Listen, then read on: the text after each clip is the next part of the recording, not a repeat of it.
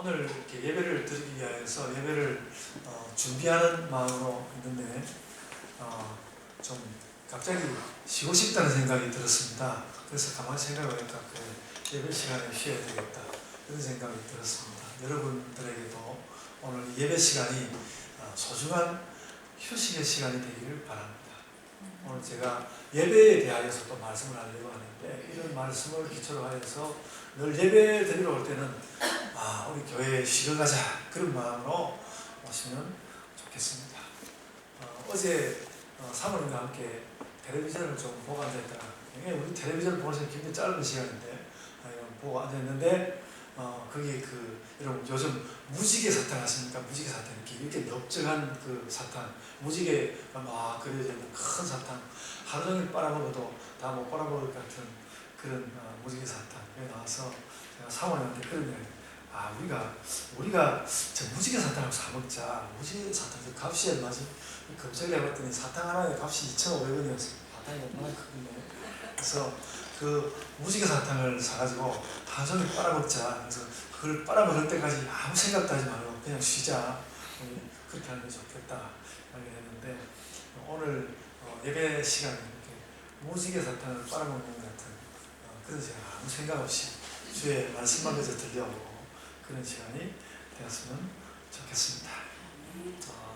여러분, 하나님께서 사람을 창조하시고 사람에게 특별히 하나님 형상을 담게 하셨으니까 그렇게 되죠. 그러니까 온 천지 만물을 만드시고 거기다 특별히 사람을 만드시고 사람에게다 하나님 형상을 담으셨으니까 하나님과 사람 사이에 일어날 수밖에 없는 일이 하나 있었습니다. 그것은 하나님과 사람이 만나는 일이었습니다. 우리에게다가 하나님 형상을 담아놨으니까 하나님이 그 형상을 담아놓은 사람과 만날 수밖에 없었습니다. 그래서 창세기 2장 19절을 보면 하나님은 그래서 자꾸 만나는 일이 일어나는데, 창세기 2장 19절을 보면 하나님은 아담이 그 짐승들의 이름을 짓는 것을 오셔서 지켜보고 계셨습니다. 특별히 대화를 하시는 것은 아니지만 이름 짓는 것을 보고 계셨습니다. 또 하나님은 이 인간의 복지, 아담의 복지를 위해서 잠든 사이에 그의 갈빗대를 취해서 배필을 또 존재하게 해 주셨습니다. 그리고 나중에 심지어는 범죄하고 난 뒤에도 하나님은 아담을 불러서 네가 어디 있느냐? 그러면서 이제 또 대화가 별로 그렇게 즐겁지는 않았지만 또 대화를 그렇게 나누셨습니다. 나중에는 또 하나님께서 아담과 하와에게 가죽 옷을 지어주시면서 계속 그들과 만나고 그들에게 필요한 것을 하나님께서 베풀어 주셨습니다. 오늘 이렇게 창세기를 볼 때는 하나님께서 먼저 다가오신 것이지만 어쨌든 하나님과 사람 사이에 만남은 저절로 일어났습니다. 여러분, 이스라엘의 예배서 레위기에 나온 내용은 이스라엘과 하나님이 만나는 방법들의 기록이다, 이렇게 말할 수 있습니다. 레위기가 굉장히 재미없는 성경으로 알려져 있는데, 오늘 제 설교를 들으시고 가서 또 읽고 왔는데 또 재미가 없으면 여러분 좀 이상한 성도들입니다. 오늘 제 설교를 듣고 나면 레위기도 이렇게 읽으면 되는 거구나, 그렇게 생각이 드시고 레위기를 읽으실 수 있을 거라고 생각되는데, 제일 먼저 드리는 말씀은 뭔가 하면, 레위기는 하나님과 우리가 어떻게 만나는지 그 만남의 방법들에 관한 것을 적어놓은 책이라는 것입니다. 그래서 레위기에는 그러면서 하나님께서 모세에게 말씀하신 말이 연속해서 나옵니다. 제가 이제 선구사를 찾아보니까 35번에 걸쳐서 하나님께서 모세에게 말씀하시기를, 여호와께서 모세에게 말씀하시기를 그렇게 말씀하십니다. 이렇게 35번이 나오는 것을 보았습니다. 그래서 이스라엘의 출애굽 기간에는 이런 현상이 딱 나타납니다. 하나님께서 모세를 부르셨습니다. 늘 하나님께서 나오셔서 모세를 부르셨는데 모세를 만나시는 것이죠. 계속해서 나옵니다. 그래서 레위기에도 이제 하나님이 모세를 만나는 장면이 많이 나오지만 출애굽기와 민수기에도 많이 나오고요. 출애굽기와 민수기에는 레위기보다 좀 더 많이 나옵니다. 하나님께서 모세에게 말씀하셨다는 이야기입니다. 계속해서 모세와 하나님의 만남, 하나님 말씀하신 그런 것이 나옵니다. 그렇게 해서 하여간 그 레위기, 오늘 우리가 보고 있는 레위기 1장 1절에는 이렇게 기록을 하였습니다. 여호와께서 회막에서 모세를 부르시고 그에게 말씀하여 이르시되, 그러니까 레위기 딱 출발하면서 말씀하여 이르시되 그런 말씀을 하고 있죠. 특별히 오늘 그 1장 1절에서 레위기 1장 1절에서 그 회막이라는 말 자체가, 그 회막이라는 말은 무슨 뜻인가 하면 만남의 천막이라는 뜻입니다. 만나는 천막, 만나는 그 텐트, 회막이라는 말은 만남의 천막이라는 뜻입니다. 회막은 하나님과 사람의 만남이 자명한 것을 보여줍니다. 하나님과 모세가 만나고 하나님과 다른 사람도 만날 수 있겠죠. 하여간 그 만남의 천막, 만남이 자명하다는 것을 보여줍니다. 오늘 본문 6장 1절에도 그 말은 나와 있습니다. 회막이라는 말은 꼭 만난다는 말이 나와 있습니다. 여호와께서 모세에게 말씀하여 이르시되, 여호와께서 모세에게 말씀하여 이르시되, 그렇게 적고 있습니다. 그래서 우리가 성경 구절을 암송은 많이 하지만은 이런 구절은 구절 전부를 암송하는 게 아니라 말 자체를 우리가 좀 기억하고 암송하는 것이 좋습니다. 여호와께서 모세에게 말씀하여 이르시되, 그래서 거기에다 내 이름을 바꾸어서 여호와께서 아무개에게 말씀하여 이르시되, 들어 하나님이 멀어 보이고 그럴 때 그런 말을 우리 마음 가운데 새기면서 살아갈 필요가 있을 것 같습니다. 이스라엘이 어려울 때 늘 하나님은 나타나셨고, 이스라엘이 필요할 때 늘 모세에게 말씀하셨습니다. 하나님은 모세를 먼저 만나셨고 그 이스라엘 백성과도 만나셨습니다. 그래서 이 레위기 1장 1절 그 모세와의 만남에 이어서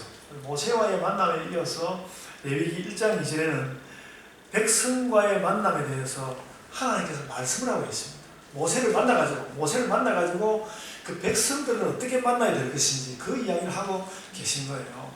그래서 뭐라고 그 2절 하반절에 뭐라고 적었는가 하면, 누구든지 여호와께 예물을 드리려거든 가축 중에서 소나 양으로 예물을 드릴지니라. 이것이 레위기에서 말씀하는 만남의 첫 번째 말씀입니다. 백성과 하나님 만남의 첫 번째 말씀입니다.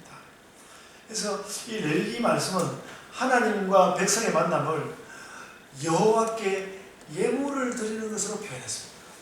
우리도 하나님을 만나자면 하나님께 예물을 드려야 되겠죠. 제가 궁금하라고 하는 이야기 아닙니다. 하여간 그 오늘 레위기 말씀 자체가 하나님을 만나는 것은 예물을 드리는 것이다. 예물을 드리는 것으로부터 만남의 시작이다. 이렇게 말씀하셨습니다. 이것이 그 하나님께 예물을 드리는 것이 바로 이스라엘의 제사이고 그것이 그들의 예배였습니다. 그러니까 그 여호와께 예물을 드리는 그것이 그 이스라엘 사람들의 예배였다는 것이죠.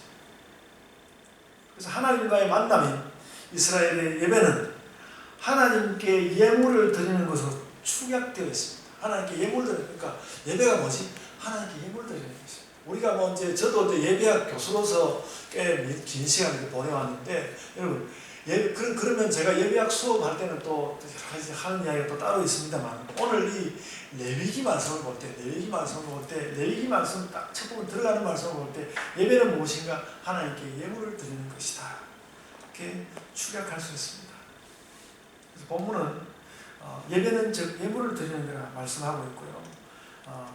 그것은 어떻게 해서 예배는 어떻게 예물을 드리는 것이 이거 설명하는 것이 아니라 거의 전쟁처럼 이야기하고 있습니다. 그 제사라는 말도 하지 않고 다른 또 예배라는 말도 하지 않고 그냥 바로 2절 말씀으로 들어가면서 누구든지 여호와께 예물을 드리거든. 예물을 드리는 것이 예배야 이런 말도 하지 않고 예물을 드리거든 하고 그 말 전제하면서 이게 예배라는 걸 전제하면 바로 이렇게 훅 들어간다 그래서 훅 들어가는 것을 볼 수 있습니다. 하나님 뭔가 하나님 받기를 좋아하시는 분이 모양이다. 하나님 받기를 안 좋아하시고 우리가 주기를 좋아하시는 분이라 그러더니 얘기 보니까 하나님 굉장히 받기를 좋아하시는 분 아닌가 그런 생각이 좀 들 수가 있습니다. 그런 생각할 수 있습니다. 거기다가 또 보니까 뭔가를 드리려고 하거든 소나 양을 예물로 드릴지니라, 소나 양으로 예물을 드릴지니라 그렇게 이야기하였습니다. 소나 양은 굉장히 비싼 굉장히 돈이 많이 들어가는 짐승들인데 하나님이 큰 짐승들을 좋아하시는 모양이다. 이런 생각까지 또 들 수도 있고 그렇습니다. 그러나 그렇지는 않습니다. 우리 우선 그 1장 2절에나 그 1장 2절부터 좀 살펴가야 되겠는데 하나님이 그렇게 막 큰 예물들을 막 받기를 좋아하시는 그런 분이 아니라는 것을 좀 살펴가야 되는데 먼저 1장 2절에 나오는 그 한마디 말에 좀 주의를 기울여봐야 되겠는데 그 1장 2절 출발할 때 뭐라고 말씀을 했는가 하면 누구든지 이런 말이에요. 누구든지 여호와께 예물을 드리려거든 그런 말을 하였습니다. 하나님을 만나는 것은 정해진 몇 사람만 하는 것이 아니라는 것이죠. 물론 제사의 예법을 위해서 특별히 제사장을 뽑고 그렇지만 누구든지 하나님을 만나는 거죠. 누구든지 하나님. 오늘날도 누구든지 만나는 것이 당장할 수 있죠. 돈이 많은 사람도 뭐 헌금을 적게 할 수 있지만 하여간 돈이 많은 사람은 많은 예물을 가지고 나올 수 있고 돈이 적은 사람은 작은 예물을 가지고 나올 수 있는데 그러나 하나님은 누구든지 다 만나기를 원하십니다. 누구든지 다 나와라. 누구든지 다 나와라. 그래서 당연한 말이기 때문에 씌워지니 누구든지라는 이 말은 레위기의 분위기를 그런 면에서 끌고 가고 있습니다. 누구나 다 와서 예배 드리는 것이다. 예배를 안 드려도 되는 사람이 없고 그리고 또 하나님께서 예배를 받지 않으시는 사람도 없다는 것입니다. 범죄하여서 스스로 마음이 다치거나 하나님께서 너는 오지 마. 이 레위기 뒤에 가다 보면요. 와서 예배에 들어와서는 안 되는 사람에 대해서 지정을 합니다. 지정을 하는데 그 범죄했기 때문에 그런 거거든요. 그래서 이제 하나님께서 막으시는 사람이 있긴 있지만 원칙적으로 하나님은 누구든지 예배하도록 누구든지 나오도록 되어 있다는 것입니다. 그래서 이 레위기 1장 1절과 2절에서 우리가 찾을 수 있는 예배의 중요한 원칙 하나는 누구든지 예배하라는 것입니다. 누구든지 예배하라. 마치 그래서 하나님은 이스라엘을 한 사람인 것처럼 그 이스라엘 예배 공동체, 민족 공동체를 한 사람인 것처럼 예배에서 만나기를 원하십니다. 그래서 이게 또 윽박지르듯이 한 놈도 빠짐없이 다 예배에 참석해 알았지 이런 말이 아니고 예배가 제쳐내는 사람이 없다는 것을 누구든지 다 와서 하나님의 은혜 베푸시는 것을 받으라는 것입니다. 그래서 예배는 모든 사람과 관련되었다. 첫 번째 우리가 얻는 교훈이고요. 누구든지 하나님을 만나려면 그러면 이제 오늘 그 1장 2절에 말씀하기를 소나 양으로 예물을 삼아서 나에게 오라. 그런데 가난한 사람은 어려운 거 아닌가. 소나 양은 비싼 것이니까. 그러나 이제 그 소나 양은 예물의 대표적인 것이고 하나님께 가져갈 예물은 여러 가지가 더 있습니다. 레위기는 1장에서 보는 것처럼 소나 양을 드리라고 말씀하지만 다른 가능성을 이야기했는데 예를 들어서 바로 이제 이어가면서 1장에서 바로 이어가면서 나오는데요. 제사 가운데 제일 기본이 되는 제사가 번제입니다. 제일 기본이 되는 제사가 번제인데 번제의 뜻은 나중에 제가 말씀하겠습니다. 번제를 드릴 때를 먼저 생각을 해보겠습니다. 여러분 아까 보셨던 우리 레위기 말씀을 다시 펴셔서 레위기 1장을 한번 내려보십시오.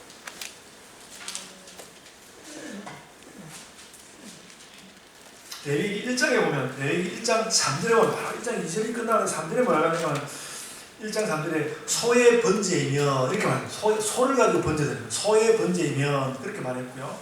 그리고 조금 그 다음 와서 10절에서는 양이나 염소의 번제이면 그렇게 말했습니다. 그뿐이 아니고요. 그리고 본문도 그게 좀 지나서 14절에 가면 새의 번제이면 이렇게 말했습니다. 새의 번제이면 새는 주로 비둘기. 옛날에 우리 어머니는 새를 방구라 그러죠. 방구를 그런데 방구하고 비둘기가 같은지 다른지 좀 잘 모르겠어요. 성경에 보면 비둘기라는 말도 나오고 방구라는 말도 나오고 그런데 약간 비슷한 새인 것 같습니다. 새의 번제면 새도 번제할 수 있고요. 그래서 번제는 그렇게 이제 그렇게 드릴 수가 있고 3장에는 이제 화목제가 나오는데 화목제는 좀 감사제라고 생각하면 됩니다. 감사제라고 생각하면 되고요. 이 경우에는 제사 후에 여러 사람들이 나누어 먹게 되어 있기 때문에 특별히 화목제는 좀 큰 짐승들이 좀 많이 나오는 것 같고요. 그 다음에 이어지는 제사가 속죄제인데 속죄제는 다시 여러 제물이 나옵니다. 속죄는 다시 여러 제물이 나오는데 여러분 특히 5장 11절 레위기 뒤로 조금 넘겨가보시면 5장 11절 이하에서는 너무 가난해서 비둘기 2마리 정도를 드릴 형편도 안 되면, 비둘기 2마리 정도를 드릴 형편도 안 되면, 물론 이들이 이제 함께 이웃 사람과 힘을 합쳐서 드려도 된다는 그런 이야기를 했고요. 그 비둘기 2마리 정도를 드릴 형편도 안 되면, 그때는 그냥 이렇게 동물을 제사 드리는 거 포기하고 그냥 곡물로 드려도 된다. 곡물로 드려도 된다. 그래서 고운 가루 10분의 1 에바로 화제를 드려요. 화제는 뭐 역시 태워서 드린다는 것인데요. 화제를 드리라고 했습니다. 이 10분의 1 에바는 요즘으로 말해서 한 1.5kg 정도 되는, 우리 옛날에 그 되던 대로 한 대가 조금 못 되는 그런 분량입니다. 그래서 제가 쌀 가격으로 대략 계산을 한번 해봤을 때 한 7, 8천 원 정도 되는 그 정도 분량입니다. 물론 뭐 7, 8천 원도 부담될 수가 있죠. 부담될 수 있죠. 하여간 뭔가 하면, 그러니까 저 큰 예물을 드릴 수 있는 사람으로부터 시작해서 아주 작은 예물까지 다 예배할 수 있다는 겁니다. 예배할 수 있다. 그러니까 구약시대의 예배는 기본이 예물을 드리는 것입니다. 구약시대는 기본이 예물을 드리는 것입니다. 예물을 드리는 것인데, 그 예물은 자신이 할 수 있는 여러 가지 중에서 적절한 것을 하는 거죠. 가장 적절해 보이는 거죠. 그래서 마지막에 제시한 가루 10분의 1, 이것도 부담일 수 있지만 그래도 할 수 있다. 그러면서 역시 그 여러 종류의 예물을 제시하는 이유는 누구든지 예배하라는 거죠. 누구든지 예배하라. 다시 말씀하자면 이렇습니다. 예배에 나올 때 신자들은 예물을 가지고 나오는 것입니다. 저는 아주 단순하게 이 예물은 준비를 가지고 나오는 것이다. 그러니까 하나님께 예배 드리러 갈 텐데 그냥 가는 것이 아니라 뭔가 좀 내가 어떻게 준비해서 가지, 준비를 가지고 나오는 것이다. 준비를 할 때는 내가 가장 적절한 예물이 무엇인지, 그러니까 어떻게 예배에 나가지 그렇게 생각했을 때 가장 적절한, 내가 생각할 때 가장 적절한 예물이 있다는 것이죠. 그만큼 준비하시면 된다는 것입니다. 그래서 이 예물을 내가 이 정도는, 내가 돈을 이만큼 벌었으니까 이 정도는 해야지, 이 정도는 한다 그런 것이 아니라 하나님께 감사하는 마음을 가지고 내가 그런 생각을 해볼 때 이 정도 예물을 준비하는 것이 좋겠다, 그렇게 판단해서 간다는 것이죠. 그래서 그런 마음의 준비로 하나님께 나와서 예배가 열린다는 것입니다. 이건 조금 다른 면으로 생각하면 이런 부분도 있습니다. 저는 이제 우연히 이제 뭐 이야기를 하다가 이제 제가 좀 잘 갖추어서 나오는 것에 관한 생각이 들어서 이렇게 몇 번 써보는 감추어뒀던 그 커버스 버튼을 꺼냈습니다. 제가 주일날 예배 드릴 때 왜 하지 않거든요. 별로 좀 멋있습니까? 보이십니까? 커버스 버튼. 이것도 이제 주일날 아침에 예배를 드려오면서 준비하는 마음으로 이렇게. 또 우리 여성들은 또 화장을 어떻게 예쁘게 할까, 또 어떻게 좀 그룹한 화장 이런 거가 있는지 모르겠는데 어떻게 좀 그렇게 보이는 화장을 할 수 있을까? 아니면 또 나는 또 성도니까 또 어떤 모습으로 난 지장을 할 수 있습니다. 어떤 지장으로 준비하면 좋을까? 그러니까 나에게 적당한 것을 준비할 수 있다는 것이죠. 그래서 예물을 준비하는데 소와 같이 큰 것이 될 수도 있고 쌀 한 주머니 정도일 수도 있는 것입니다. 그래서 생각해 보면요, 옛날에 우리 어른들이 성미를 그렇게 했던 이유가 다른 헌금을 할 수 없고, 그래서 이제 목사님 드시라고 주머니에다가 쌀 좀 담아서 그것으로 이것이라도 드립니다. 그렇게 해서 아마 우리나라의 성미가 시작되지 않았을까 그런 생각을 합니다. 그래서 하나님께서 지금 이런 레위기 이런 말씀을 통해서 우리를 향해서 하시는 말씀은 뭔가 하면 이런 것이죠. 누구든지 나에게 나와라. 누구든지 나에게 나와서 나와 좀 만나자. 하나님께서 누구든지 나에게 나와서 나와 좀 만나자, 그런 말씀을 하시고, 이것이 그 레위기의 그 예배가 가지고 있는, 레위기가 설명한 예배의 첫 번째 정신이라는 것입니다. 누구든지 나에게 나와서 나와 좀 만나자, 이것이 예배인 것입니다. 그래서 누구든지 나와서 하나님을 만나는 거기에 좀 소홀함이 없도록 우리가 예배를 준비하면, 예배를 또 드리면 되겠다는 것이죠. 좀 다른 각도로 말씀을 드리자면 또 이런 것도 있습니다. 우리가 늘 하나님께 하나님 이거 해주십시오, 저거 해주십시오, 늘 받기만 하는 것이 아니라 예배 드리는 날은 하나님, 제가 뭐 좀 하나님께 뭔가를 좀 드리겠습니다, 그럴 수도 있다는 것이죠. 예배는 하나님께 뭔가를 드리는 일이다.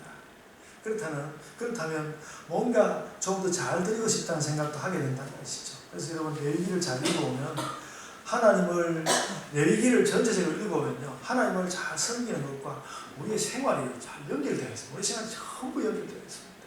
전부 연결되어 있습니다.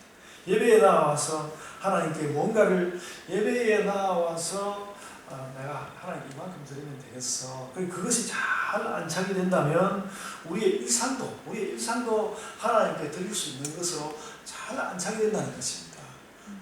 이것을 제가 이제 우리 청소년 부모에게 가르치고 또 제 아들에게도 가르쳐보고 그러지만 그게 잘 이렇게 설득은 잘 안 되더라고요. 설득은 잘 안 되는데 그래도 예배는 그렇습니다. 우리가 예배 때 하나님께 잘 준비하고는 그만큼 우리 인생의 삶의 모든 자리에서 그런 것이 준비되고 안착이 된다는 것이죠. 그렇게 되면 이제 예배로부터 시작하여서 내 삶을 하나님께 잘 드리고 난다. 나의 의미 있는 삶. 그러니까 기독교인들의 의미 있는 삶은 어디로부터 출발이 되는가 하면 하나님께 나아와서 하나님을 만나는 것으로부터 출발한다는 것이죠. 그래서 하나님 중심으로 우리의 삶을 정돈하는 것이다. 그래서 하나님을 중심으로 우리의 삶을 정돈해야 되겠다라고 생각해서 예배를 드리러 예배에 나오면요. 그러면 제가 오늘 너무 앞질러서 부분과 전체라는 그 설교 제목을 담았는데 사실 그런 것입니다. 그렇게 예배에 나오면 늘 조각난 삶을 살다가 조각난 삶만 살고 있었는데 예배에 나오면요. 그런 사람들이 다 이렇게 뭉쳐지고 끼워지고 이렇게 해가지고 전체로서의 삶이 보인다는 것입니다. 그래서 우리는 예배에 나와서 늘 조각난 삶을 살다가 예배에 나와서 전체로서의 삶을 이해하려고 하고 들으려고 하고 다시 묵상하고 그렇게 되는 것이죠. 그래서 우리는 시시콜콜한 각자의 삶을 살다가 예배 시간, 이 시간만은 내 시선을 좀 넓혀서 온 세계와 또 세계 너머에 있는 하나님을 묵상하는 데까지 나아가게 되는 것이죠. 그래서 예배는 저 구약시대부터 우리의 삶이 작고 나는 너무 작지 않습니까? 작고 부분적인 것으로 한정되지 않고 뭔가 내 삶이 저 멀리까지 내다볼 수 있는 삶이라는 것을 예배에 나와서 확인했다는 것입니다. 여러분들도 그러시기 바랍니다. 예배에 나와서 내 삶은 더 갈 수 있고 더 희망이 있고 또 더 믿을 수 있는 것이 있고 더 깨달을 수 있는 것이 있고 그런다는 것을 우리는 예배를 통하여서 알아야 합니다.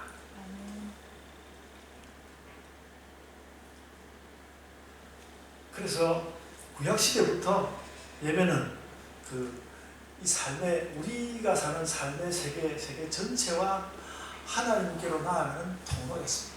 예배는 그러니까 조각난 삶이 전체로 나아가는 통로였고 그래서 또한 하나님께로 나아가는 통로였습니다. 오늘 이제 본문 6장 1절로부터 13절까지를 읽었는데 주로 제가 오늘 6장 1절로부터 7절 말씀을 짤막하게 좀 설명을 하려고 하는데요. 6장 1절로부터 7절에 속건제라는 제사가 설명되어 있습니다. 이 속건제라는 제사는 이스라엘의 그 제사의 질서 가운데서 맨 마지막에 해당합니다. 그 제사의 종류 가운데서 맨 마지막에 있는 것입니다. 이 속건제라는 건이라는 말은 무슨 뜻인가 하면 허물건, 허물이 그래서 나의 허물을 속하기 위해서 하는 것이 그 말이에요. 제가 그 글자가 어떤 글자인가 가만히 봤더니 그 글자가 참 재밌는 거예요. 그 한자가요. 우리가 행할 행자 있지 않습니까? 행할 행자의 안쪽에 마음심자가 이렇게 마음심 변이 이렇게 들어가 있어요. 행할 행자 안쪽에 마음심 변이 들어가 있고요. 그리고 다시 그 아래에 또 마음심 받침이 또 있어요. 그래서 행하기는 행하는 건데 이렇게 행하는 거에 마음이 엄청 들어가는 것이죠. 마음이 엄청 들어가는데 이 나쁜 마음을 가지고 행해가지고 그래 허물이 되는 것이죠. 속건제. 제가 뭐 한자 전문가도 아닌데 제 마음대로 막 설명했습니다. 틀리면 막 고쳐야 되는 것이고 그런데 제가 그 글자를 보니까 그랬습니다. 한자의 글자도 참 그럴듯하게 잘 적혀 있었어요. 그랬어요. 이제 제사를 좀 설명을 드리면요. 1장과 2장에는 번제가 나옵니다. 1장과 2장에는 번제가 나오고 3장에는 화목제가 나오고요. 그리고 4장부터 5장 13절까지는 속죄제가 나오고, 그리고 5장 14절부터 6장 7절까지 속건제가 나옵니다. 이게 레위기의 첫 부분입니다.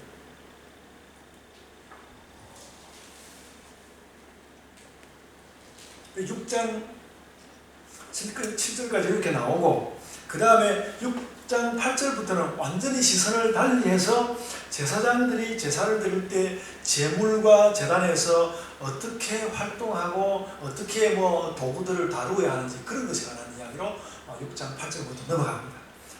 제사의 방법을 이야기하는 것이죠. 앞부분에는 제사의 종류들을 이야기하고 6장 8절부터는 제사의 방법을 이야기하고 있습니다. 네, 아까도 말씀드렸지만 레위기가 너무 재미없는 성경 가운데 하나로 우리가 생각되지만은, 사실은 이 레위기는 굉장히 호흡이 급박하다 할 정도로 빨리 그 본론 가운데 들어오는 것입니다. 아까 이야기했지만 그 1장 1절과 2절을 제하면 1장 3절이 들어오면서 바로 본론으로 들어오는 거예요. 본론으로 들어가서 바로 번제 이야기 시작합니다. 그러니까 그렇게 느슨하게 풀어져서 재미없는 책을 읽을 필요는 없다는 것이죠. 그래서 하나님께 드리는 예물을 가지고 와서 누구든지 예배하는 것이 예배의 기본이라는 그 짧은 서원 말한 다음에 급하게 본론 가운데로 들어갔습니다. 그래서 아주 구체적이면서도 호흡이 바빠 보입니다. 그래서 이제 아까 말씀드린 대로 4가지 종류의 예배를 이야기하고 있는데, 그 예배가 번제, 화목제, 속죄제, 속건제. 그걸 한번 따라해 보시면 좋겠습니다. 번제, 화목제, 속죄제, 속건제. 꼭 기억하십시오. 꼭 기억. 이게 굉장히 그 제사의 종목들이 굉장히 중요한 거예요. 우리 어르신들만 열심히 따라하고 젊은 사람들은 됐어. 자, 우리 한 분만 더 손가락을 들어서 한번 들어서 한번 해보겠습니다. 번제, 화목제, 속죄제, 속건제. 이 제사는 그냥 연구해 놓은 것이 아닌 것 같습니다. 저도 이번 설교를 준비하면서 깨달았는데요. 이 4가지 제사의 종류는 마치 제사를 통해서 세계를 설명하는 것 같고 우리의 삶을 설명하는 것입니다. 그러니까 너희는 이런 삶을 살고 있는데 그 삶과 연결해서 이런 제사를 지내야 돼. 그렇게 보여주고 있습니다. 맨 처음에 보이는 번제는 딱히 제사의 이유가 없는 것처럼 보입니다. 그냥 매일 아침 일어나거들랑 번제를 드려야 하는 거죠. 제사장들에게 이유 없이 번제를 드려. 하나님을 찬양하든 어쨌든 이유 없이 번제를 드려야 하는, 싹 태워서 드려야 하는 것이었습니다. 그래서 이스라엘은 매일 아침이면 이 번제 제사를 드려야 했습니다. 매일 아침 번제 제사를 드렸습니다. 그 제단에서. 이때는 누구의 범죄가 문제되는 것도 아니고 또 특별히 누구의 감사를 담고 있는 것도 아닙니다. 그래서 이 번제의 의미가 무엇일까? 그걸 끝까지 추적해 보기로 한다면, 제가 아까 들어오면서 이야기했던 이스라엘이 하나님을 만나는 것입니다. 그러니까 늘 만나야 합니다.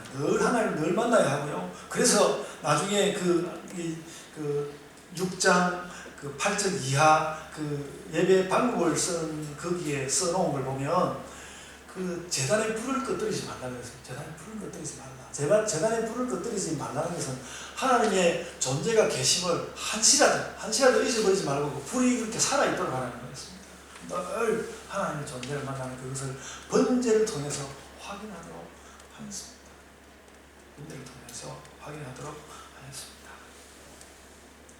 하나님께서 우리가 하나님을 만나는 것이고, 우리를 위해서 하나님 계셔 주시는 것을 기억하는 제사가 번제였습니다. 그뿐만이 아닙니다. 그 하나님께서 또 존재하시는 그 하나님께서 우리를 존재하게 하셨고, 그래서 우리가 하나님의 피조물이자 하나님의 백성으로 이렇게 있습니다. 그러니까 하나님과 나와의 관계를 늘 확인하는, 번제를 통해서 번제를 태워 올림으로써 하나님과 그 백성의 관계를 확인하는 것이죠. 그래서 무슨 존재와 만남의 예배, 그렇게 말하죠. 번제는 그런 것이었습니다. 그리고 그런 다음에 화목제입니다. 화목제는 아까 보니까 3장으로부터 시작했다고 했죠. 그 다음 화목제입니다. 화목제는 기본적으로 말하자면 하나님과 성도 사이의 관계가 화목한 것을 지키도록 하는 예배입니다.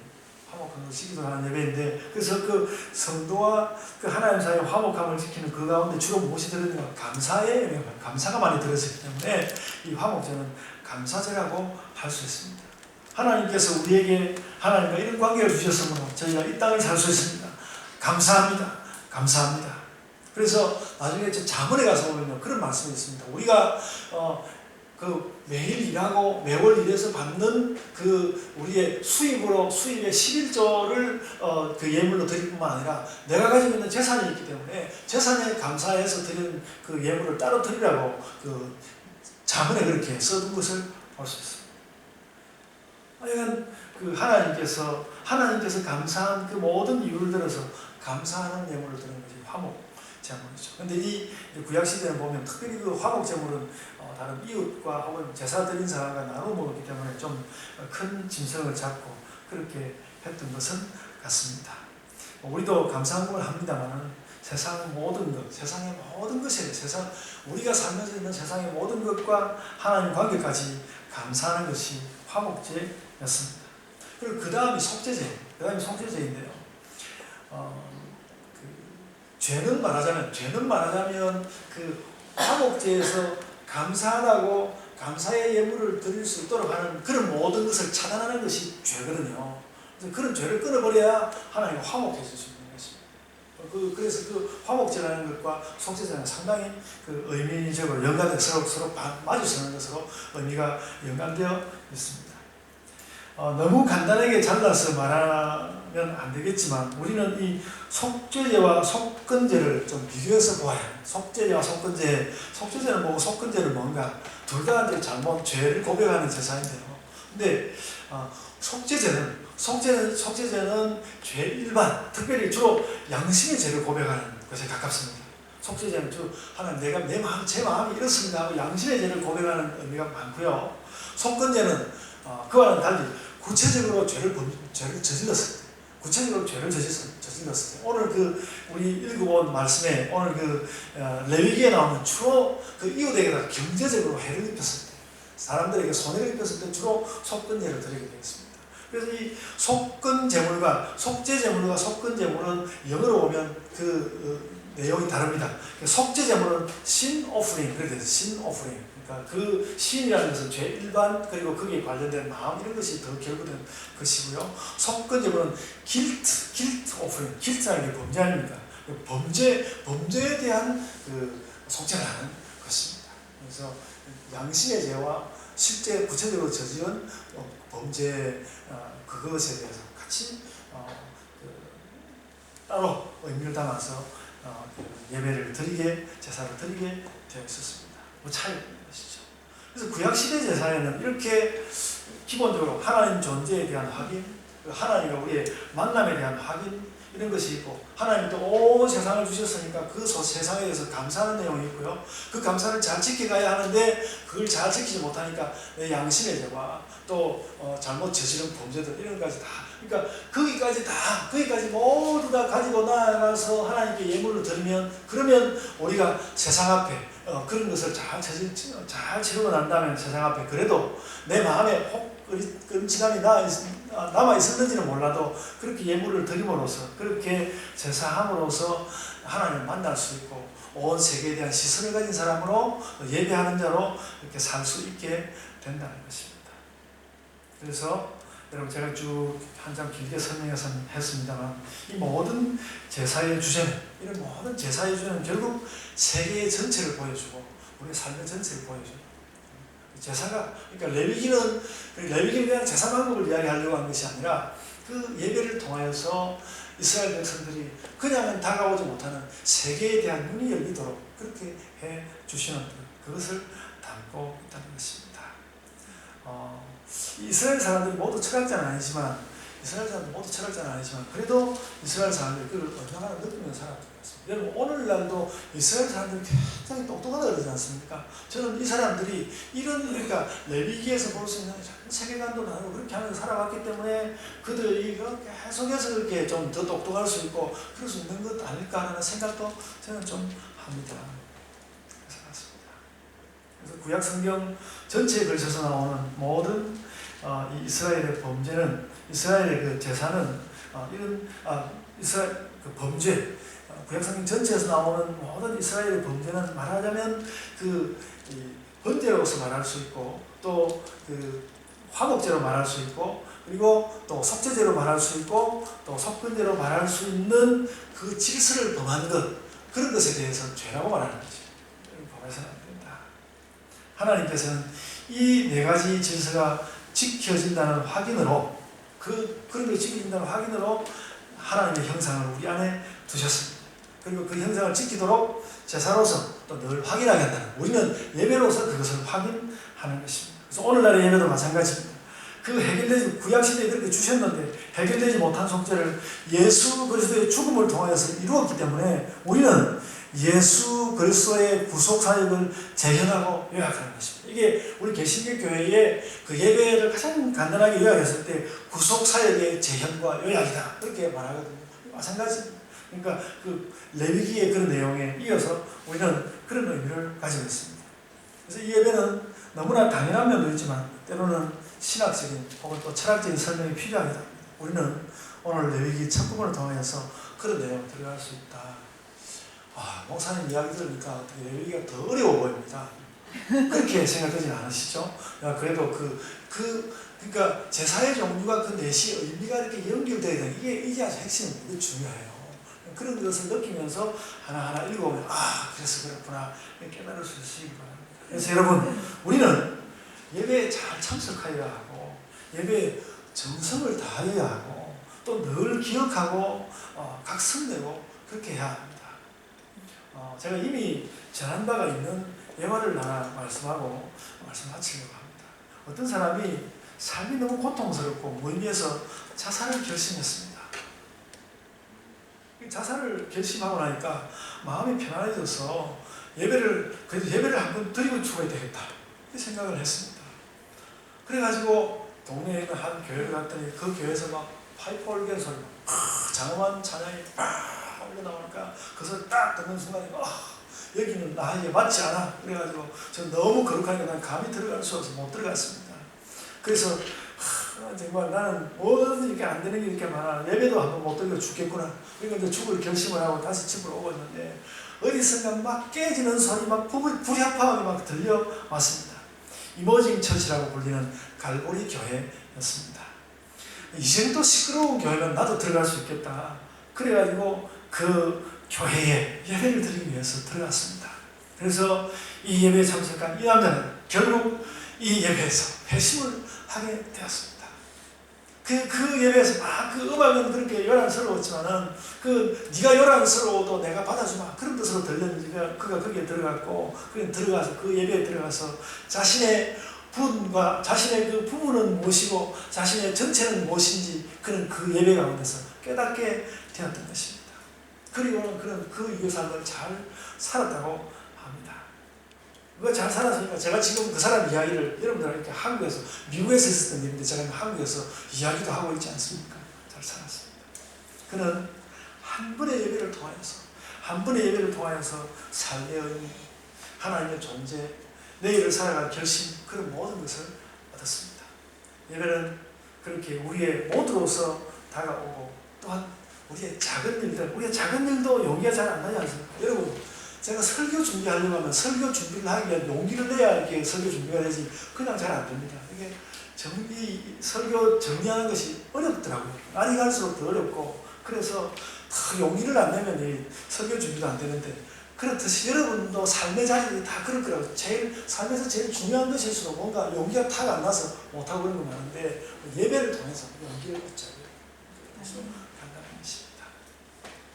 그래서 여러분도 예배에 열심을 가져야 하고 가까운 사람들에게 예배 드릴 것을 권고해야 하는 것입니다.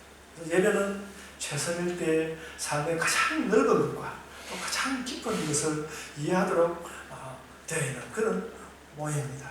우리가 부족해서 최선이 못 나타나게 되는 그런 때, 그런 아쉬움이 많이 있기도 하지만 그래도 그럴 때는 늘 또 생각지 않게 성령께서 우리에게 역사하셔서 일상에서는 절대로 미칠 수 없는 전체와 부분에 우리는 예배를 늘 도달하는 것입니다. 2020년 한 해가 하나님께 딴 것보다 예배 잘 드려서 사는 것에 관한 것이라면 큰 것이든 작은 것이든 자꾸 배워서 삶과 하나님 은혜의 뜻을 알고 그렇게 살아가는 우리 예본교회가 됩시다. 아멘. 우리 모두가 나와서 기쁨으로 예배하는 교회가 됩시다. 아멘. 제가